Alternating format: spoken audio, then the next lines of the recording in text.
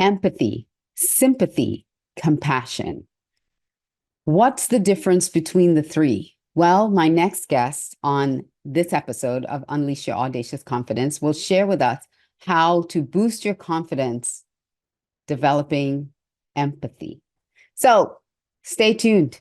Welcome to Unleash Your Audacious Confidence on Win-Win Women TV.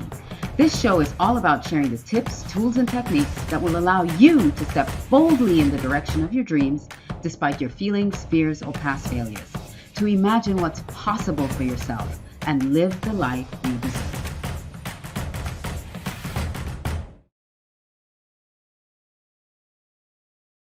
Well, hello, and welcome to this episode of Unleash Your Audacious Confidence. I'm your host, Alicia Couri. Today, we have such an amazing show for you. It's one that I'm super excited about learning, and I will get to our guest in a second. We are planning a retreat. So if you connect with me, alicia360.com, you can learn more about what we have coming up in store for you by the end of this year. Now, let's jump into this topic. The topic today is on empathy. Empathy. It's such a great topic in how we look at ourselves and build our confidence. So I'm going to invite my guest, Tammy Triolo, to come join us. And let's dig into this because she is an expert in this. And I am just thrilled. I saw Tammy. Well, I've known Tammy now for just a couple months. We both did our TEDx talks together, and her TEDx was so powerful. So when it comes out, I encourage you to go look it up. I'll probably be sharing it as well. So Tammy, thank you so much for joining us today. Thank you for having me. I'm glad to be here. Yeah. So tell me, first of all, and we'll get into your background in a second. Okay. How did you land? Because I know how I landed in confidence. How did you land in this topic of empathy and how it really, it's so powerful for you to share? So I have been working in corporate America for about a good solid 15 years, and I have worked in every facet of it, from supervisor to manager to director, and now being the owner and founder of my own company. And one of the questions that kept coming up, particularly for people, Black people, in the diversity, equity, and inclusion space, which I also do work in, was why do we keep running into the same things? We seem to keep hitting a wall when it comes to progress. We seem to keep hitting a wall when it comes to advancing equity and equality, not just in the workplace, but in the world. And my answer was very simple. And the answer was just because the people with the power to change it for us do not have empathy for us. And when we don't have empathy for people, it doesn't inspire us to do anything for those people. And what I realized in talking about empathy and doing the work around empathy is that a lot of people confuse empathy for sympathy. And so people walk around saying, I'm an empath. And really, they're sympaths. I'm so sorry. Yeah, I'm sorry. Right? They're sympaths. They're not real empaths, because sympathy is the ability to have all the feelings and emotion tied to empathy, but not feel compelled to do anything but feel. Empathy is having all of those feelings, and the empathy compels you to do something. So I can sympathize with somebody being homeless and feel bad and be in my car and driving and saying how terrible that is. I feel so terrible for that person. And I could just drive on and go on about my day, right? I've had all the emotions. I felt bad. I told my family, my friends, oh my God, I saw this homeless man and I just felt so terrible. But then I can go on with my day. I can go on with my life and nothing really changes for me. A person who is actually dealing, living, and experiencing empathy wants to do something. So that's the person that pulls over and say, how can I help you? Do you have some place to sleep tonight? Do you have food that I can get for you? Did you get a chance to have a bath? And so that's the difference between when you operate from empathy and when you operate from sympathy. And so a lot of us walk around the world calling ourselves empaths, saying how empathetic we are. And we're really just sympathetic to people's plights, and we're sympathetic to people's lives.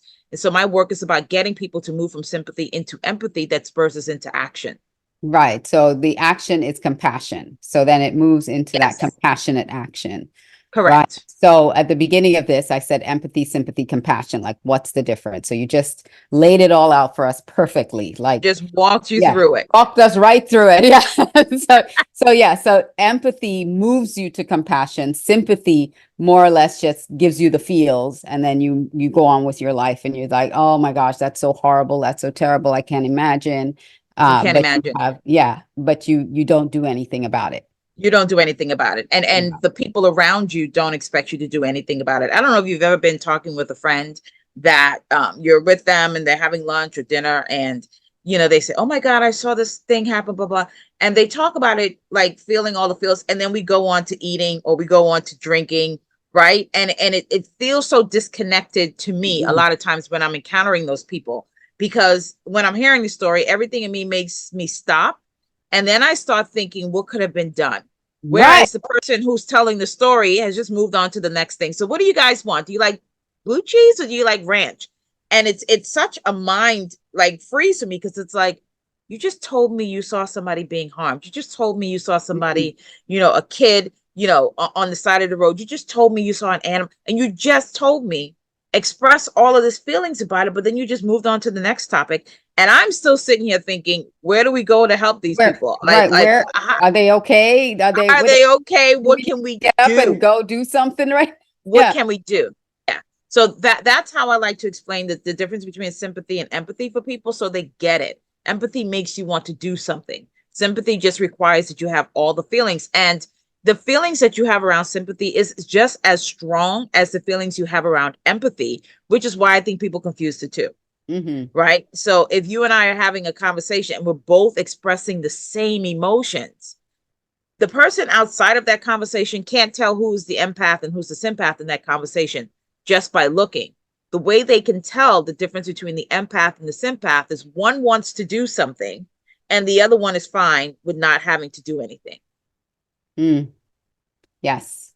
We when we kind of live our lives with daily trivia, like we have to give the trivia of what's happening, right? Yeah, This yeah, all this stuff is going on, but yeah, you yeah, continue to live your life. Um, I I I see that. I get that. And I did a pre-show preview. I was sharing that with you on the topic on the differences between sympathy and empathy. And I talked about myself because I wanted to yeah, share this with you. It was a story that I shared at my TEDx as well about how before I was diagnosed with breast cancer, when if I had a friend who was going through cancer treatment, breast cancer treatment, or anything like that, I thought I was empathizing with them. I mm-hmm, was feeling sympathy.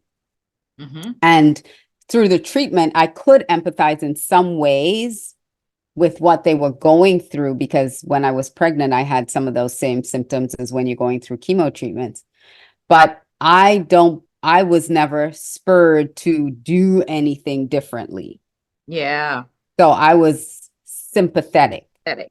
Yes, Now that I've gone through my own journey, and each person has their own journey with this disease when they get diagnosed with yeah, it. They yeah, have their own journey.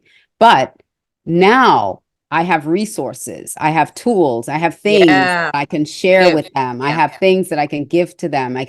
It's not just a good, kind word. It's not just a prayer. It's not just, oh, I feel it's actual, okay, let me connect you with this person. Let me give you my doctor's number. Let me help you get through this yeah, in some way. So I've shifted from empathy to sympathy, from sympathy, sorry, to empathy, having gone through that yeah, myself.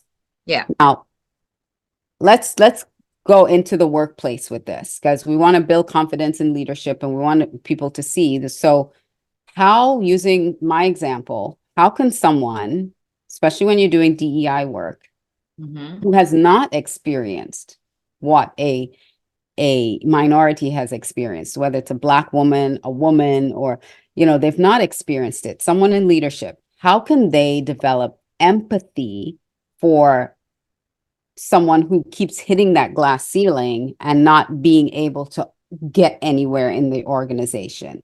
How can they see that differently and actually do something?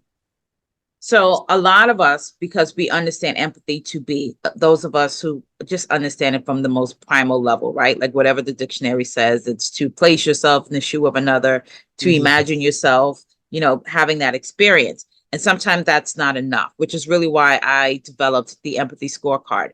So to your question, how do you get people to do? So what I want people to do is move from not just emotional empathy, but behavioral empathy, right? Mm. And so the way that I explain this is when you are, because most people will contend that you can't teach empathy, people can't learn empathy, either you have it or you don't. And I dispute that vehemently, right? Mm.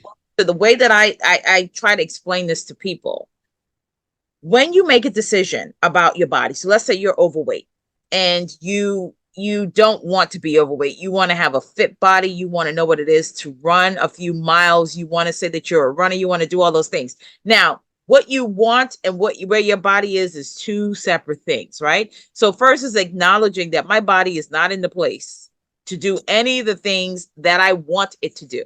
So what am I going to have to do to get my body in that place, right? So that may mean I may have to start with some form of inspiration. So that inspiration may be you watch other people talk about how they started running or how they got in shape or what they started doing and what they eat in a day. Or you may read an article, right? So now you acknowledge that I want to do this thing, but my body is not where it needs to be. And now I need a little bit of inspiration to kind of get me going. When you get the inspiration to get you going, now you're going to start doing the thing. I personally hate working out. I hate sweating. I hate the gym. I hate it. But I like the way my body looks when it's in a better shape, right? Now I hate doing the thing to get me there, but the goal is I want that body. I just hate the process of You getting come to me. to that body. So now I have my inspiration and now I'm going to start. So now I have to make different decisions. If I really want this thing, I have to make different decisions to get that thing. So I'm going to get up every morning at 5 o'clock and I'm going to go to the gym and I'm going to hate it every morning. I get up at 5 o'clock. I'm going to hate it because I don't want to be doing it, but I want that body. Right. And so I'm going to hate that. But after a while, if I keep engaging in that behavior, if I keep getting up and going to the gym at 5 in the morning, if I start to eat better, I'm going to see that change in my body. And that's going to inspire me to keep going. I'm going to feel better. And so after a while, my behaviors is doing the thing and my emotions will catch up to my behavior. So now I started off hating going to the gym. But when I look in the mirror, I look really good. When I get up in the morning, I feel really good. So now my emotions is matching the behavior.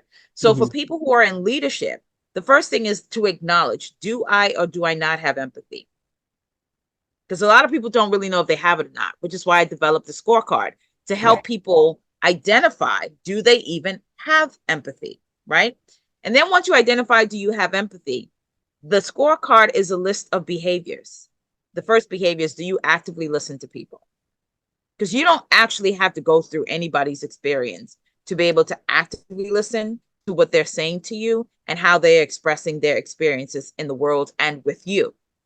And if you actively listen to people, if you do that well, you will understand somebody else's perspective. The reason why we don't understand people's perspective is because we don't know how to actively listen. We are trained to listen to respond, not to listen to understand.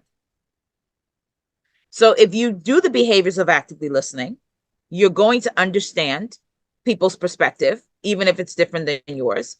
And because you understand people's perspective, you're going to have an emotional response that's appropriate to what you understand. Right?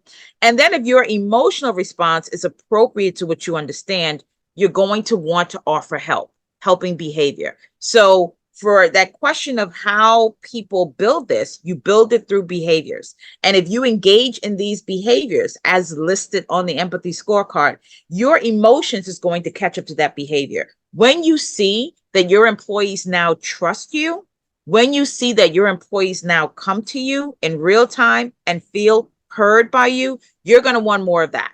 When your employees trust you to actually help them out of a situation, you're going to want more of that. So in the same way that when you go to the gym, you see your body shaping up and you want more of that. So you keep going to the gym. When you practice these behaviors as listed on the empathy scorecard, you're going to want more of that. Yeah.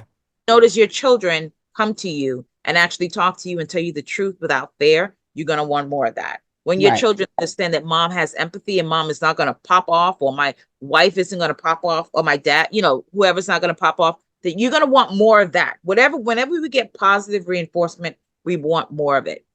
We want more of it. So that's how 100%. leaders can actually learn how to do it without even having to have somebody else's experience. And I think that's the fallacy of how we understand empathy, that we have to go through the thing. I don't have to go through the thing to be able to actively listen to what you're saying to me so that I understand your perspective.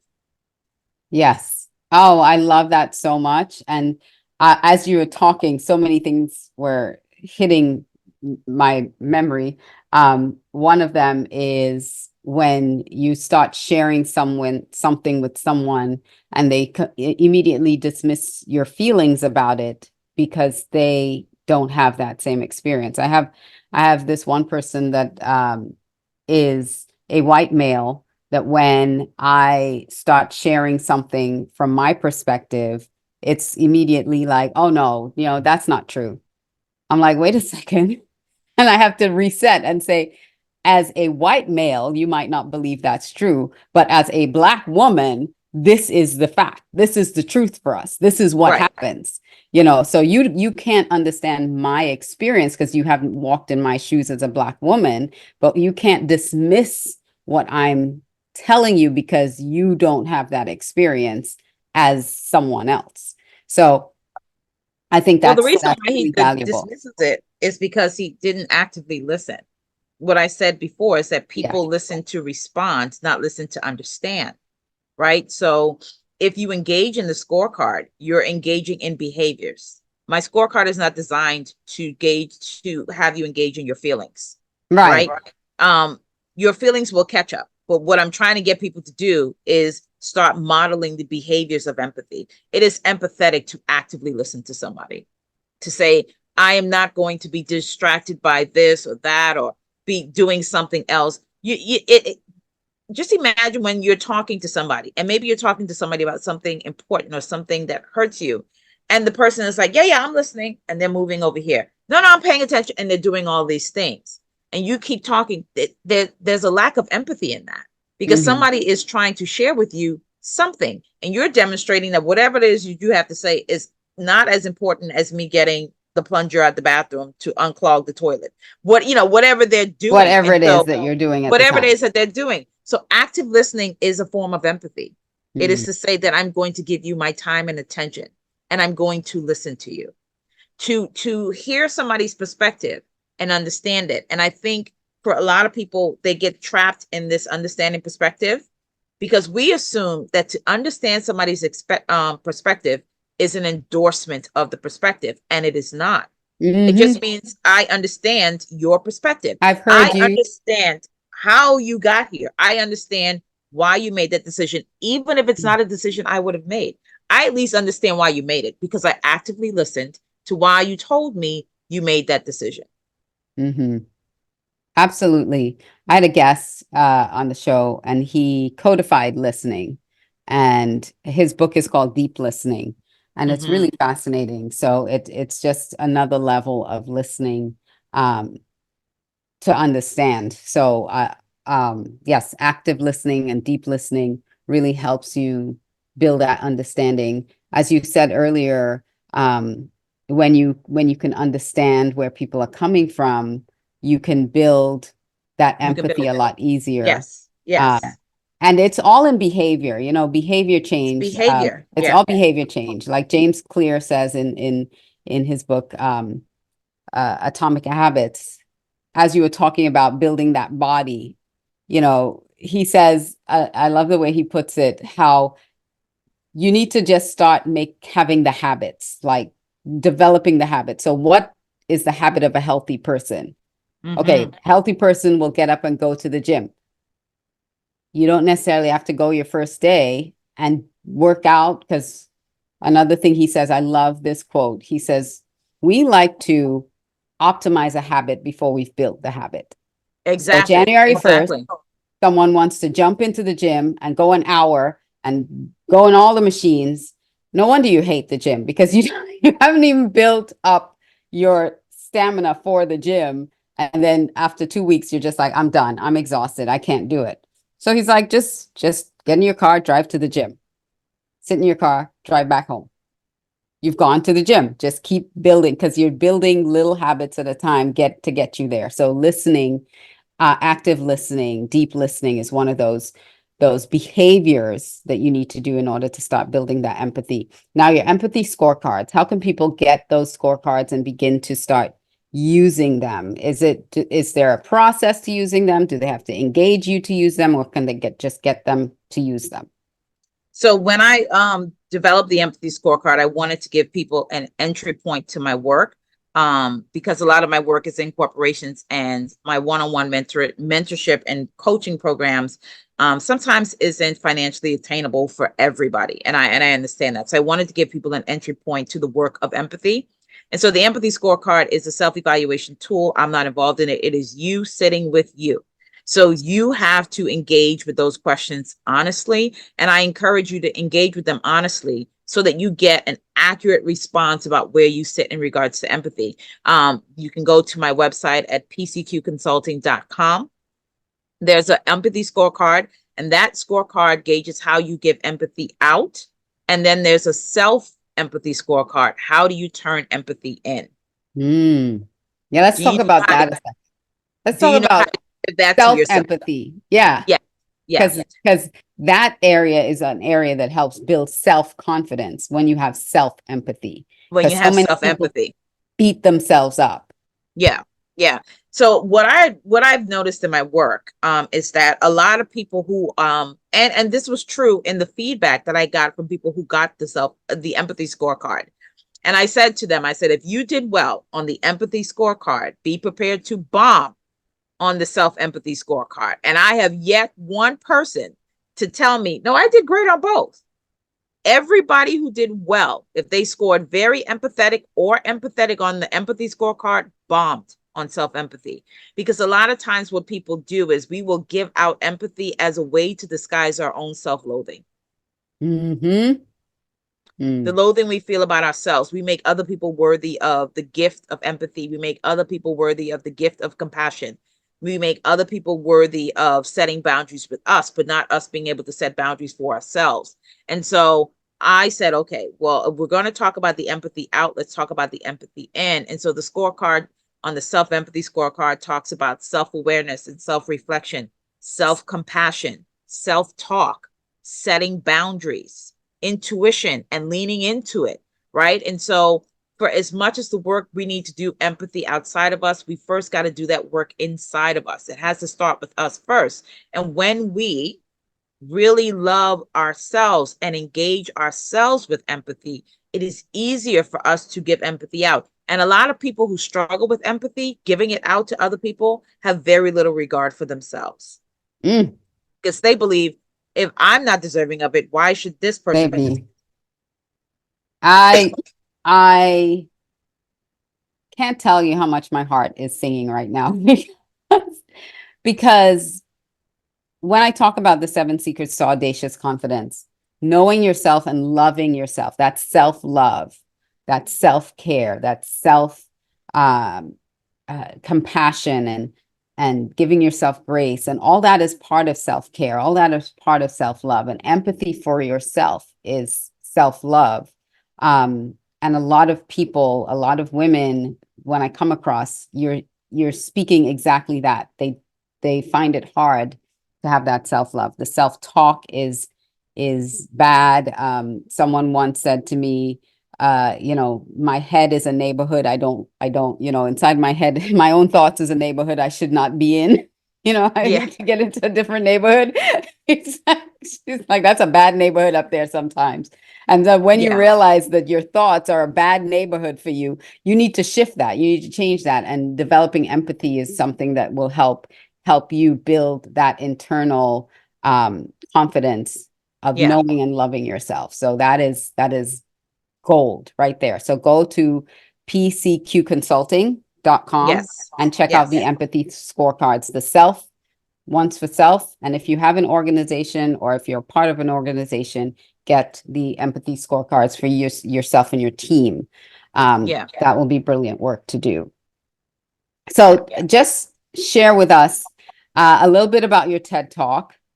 your TEDx, and it was a really powerful talk. We have just a few minutes left, but I want people to really understand how this work of empathy changes lives, even if the situation doesn't always come out positively.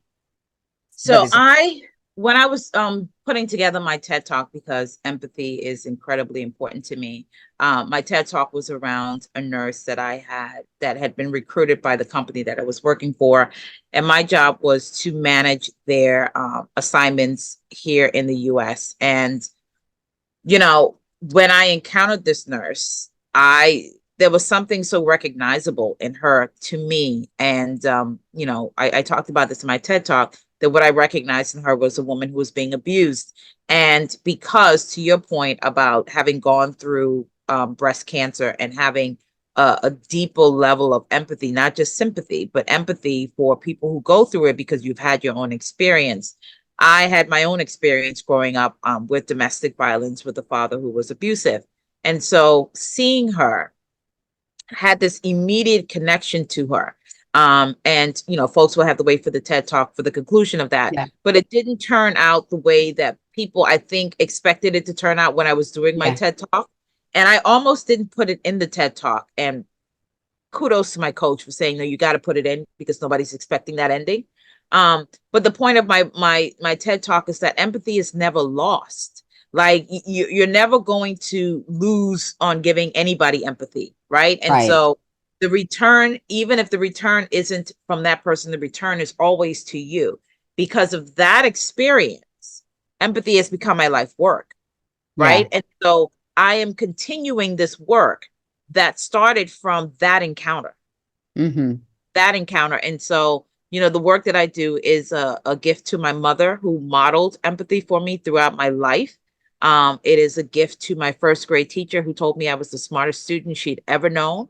And it is a gift to Rupinder, who helped me crystallize what empathy looked like in action.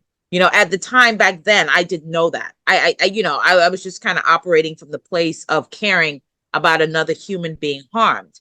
But now I know she crystallized for me. She crystallized for me in real time how you can employ empathy and what it actually looks like to give it to somebody else in real time, not just to have feelings and walk away from. Because there was a lot of people that knew what was happening to her and felt bad, and not anybody else offered to help, not a single other person. And so she was the first manifestation of how empathy in action works, what it looks like in real time. And so I can't wait for the TEDx to come out, and I think people will enjoy it. And I hope they get the message that no matter what the circumstances, empathy is never lost, because you will always carry that experience with you into the next relationships, into the next employee, to the next man woman relationship, whatever it is, you're going to carry it on to the next thing. And so we will it will create a ripple effect in that person absolutely as well, that person exactly and how they now give empathy out to others, how they give them exactly. Hopefully it makes them think about, how do I show up really for empathy? And the TED Talk will get you in that direction, and the scorecard will help you understand where you first sit and where you want to go in regards to empathy. It's all about behavior change. It's all about behavior. Shifting. We're trying to get people to behavioral empathy, so that your emotional empathy catches up to that behavioral empathy. Excellent. Yes, it's all about praxis, connecting, not just having it up here, but having it translate into doing. It's in the doing of things that everything comes together. Oh my gosh, our time has run out, and I have just been tremendously blessed by this episode. Thank you so much for sharing this. Again, go to PCQ Consulting, and anywhere else you want people to connect with you. You can follow link on, I almost said it, on TikTok. You can follow her on TikTok. Yes, I am most active on TikTok, and engage me on my website, because I will eventually be doing some blogs, so people want to follow me there. But you can follow me on TikTok, and then my website. I am on Instagram. I'm not on there a lot, but my Instagram is my style file. Oh, I was tagging PCQ Consulting. It is my dot style file Okay. on Instagram. Excellent. We didn't even get to talk about, we'll have to have you back again to talk about thrifting and all the wonderful things that you do too. All right. I love a good thrift. I love a good thrift. You know I do. You know I Yeah. do. All right. Well, we got to close out the show. So thank you so much to our guest, Tammy Triolo, for joining us today. And I want to encourage you all out there to be bold, to be brave, and every day do one thing. And today's episode is about empathy. So do one thing to get you to develop audacious confidence. So think about the empathy scorecards. Think about developing empathy. If you don't already have it, self-empathy, empathy to others, it will change your life and everyone around you. So I will see you on another episode of Unleash Your Audacious Confidence. This is Alicia Couri saying goodbye for now. Mwah.